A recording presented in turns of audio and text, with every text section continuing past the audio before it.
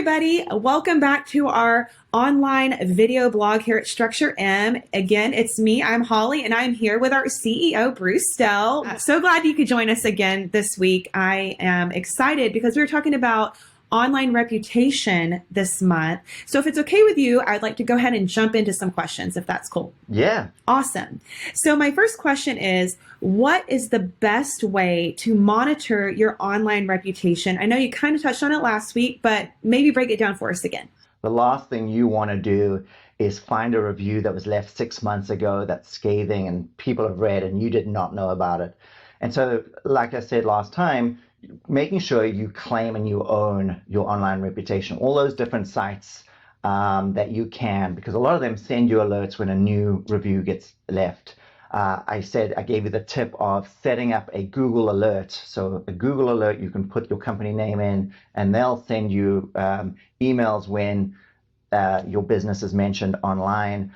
But for me, the biggest thing is to definitely either there's a lot of software out there that can do that. You link it up to all your different profiles and they basically send you an alert every time a review is left on all the different review sites, and have a dedicated person whose responsibility it is to go and check these, maybe weekly or so, or get those alerts. So you're staying on top of that and knowing kind of what all those review sites are that people can mention you and have your profile on it.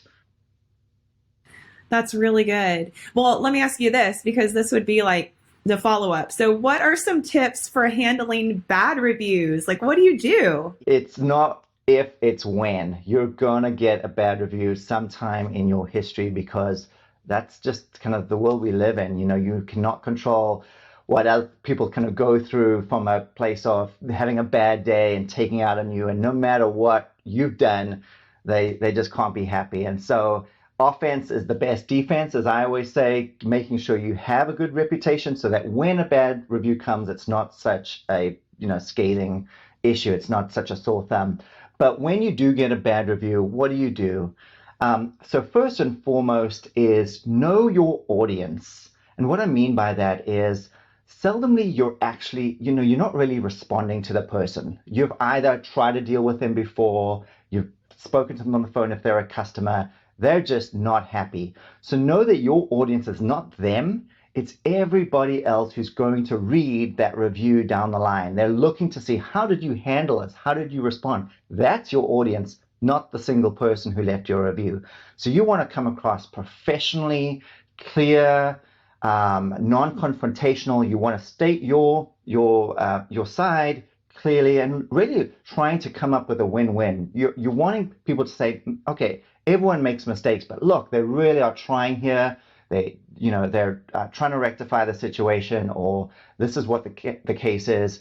And so this is kind of where you can do your side of the story, but definitely in a professional and a non-confrontational manner. So address the problem directly. Don't, a lot of times that I've seen this handled really badly, you get into kind of character confrontations.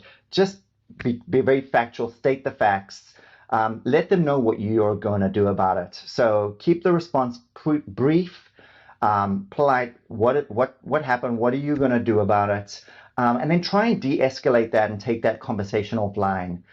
Some of the best responses, hey, so-and-so, sorry, Mr. and Mrs. So-and-so for this. We're working hard to rectify it. Please give us a call back so we can fix this. You're kind of saying, hey, we want to work this out.